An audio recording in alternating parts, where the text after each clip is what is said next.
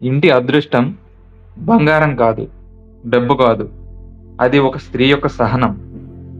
చాణక్యుడు ఒకసారి ఇలా అన్నాడు: సహనం ఉన్న స్త్రీ ఇంటిని స్వర్గంగా మార్చగలదు.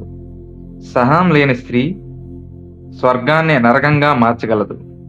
ఈరోజు ఒక అలాంటి కథ. ఒక చిన్న గ్రామంలో రామయ్య అనే వ్యక్తి ఉండేవాడు. చిన్న ఉద్యోగం, పెద్ద బాధ్యతలు, తల్లిదండ్రులు, భార్య లక్ష్మి, ఇద్దరు పిల్లలు. ఆర్థిక ఇబ్బందులు, అప్పులు, ఒత్తిడి, ప్రతిరోజు ఇంట్లో ఉద్రిక్తత. రామయ్య చిన్న విషయానికే కోప్పడేవాడు. అతని మాటలు కత్తిలా ఉండేవి. కానీ లక్ష్మి ఆమె ఎప్పుడూ మౌనంగా ఎంచుకుంది. అది బలహీనత కాదు, అది ఆమె బలం. ఒకరోజు రామయ్య ఉద్యోగం కోల్పోయాడు. ఇంట్లో కలవరం. అతను కోపంతో అన్నాడు: నా అదృష్టమే చెడ్డది. లక్ష్మి మృదువుగా చెప్పింది: అదృష్టం కాదు, ఇది పరీక్ష. అతను అరివాడు. ఆమె వింది. అతను నిందించాడు. ఆమె నిశ్శబ్దంగా భరించింది.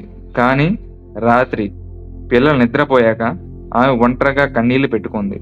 సహనం ఉంటే బాధ లేకపోవడం కాదు, బాధ ఉన్నా కూడా ఇంటిని కాపాడడం. ఒకరోజు పిల్లలు అడిగారు: నాన్న ఎందుకు ఎప్పుడూ కోపంగా ఉంటాడు? లక్ష్మి నవ్వుతూ చెప్పింది: అతను మన కోసం పోరాడుతున్నాడు. ఆ మాట రామయ్య విన్నాడు. అతని గుండె కరిగిపోయింది.